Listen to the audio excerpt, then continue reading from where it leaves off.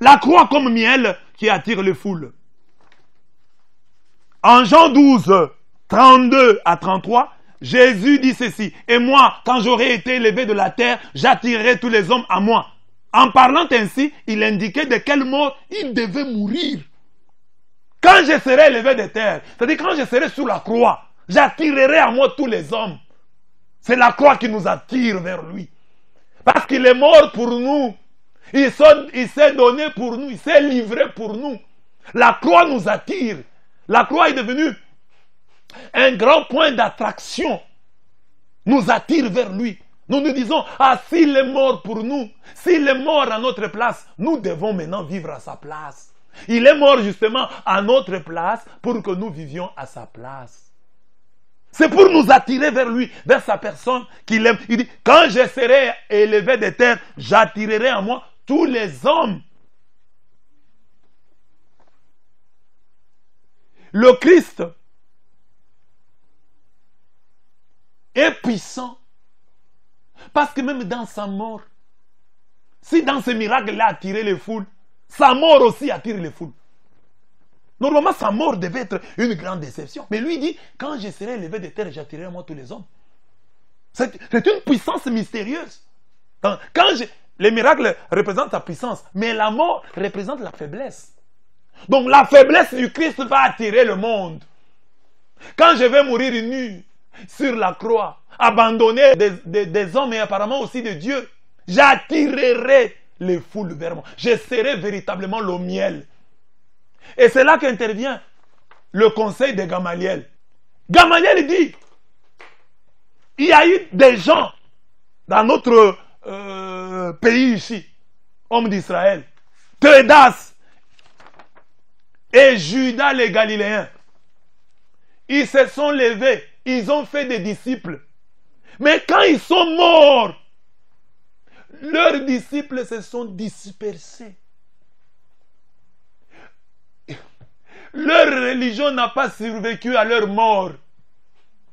Leur religion est morte avec eux. Mais il n'en est pas ainsi du Christ. Le Christ est mort. Et regardez aujourd'hui, 2000 ans après, je suis en train de prêcher Christ. Ou au Congo, ou à Mbujimaï, ou à Buenamuntu. Jésus est le miel qui attirera. Il attire d'abord par les miracles. Il attire aussi par la croix. Les foules afflueront vers lui. Même dans sa mort. Et regardez le signe de notre religion. Le signe de notre foi, c'est la croix. Quel retournement dans l'histoire. La croix qui était un instrument de supplice devient un signe de gloire. Jésus est très puissant. Ce qui devait faire la honte devient aujourd'hui la fierté. Nous sommes fiers de nous signer.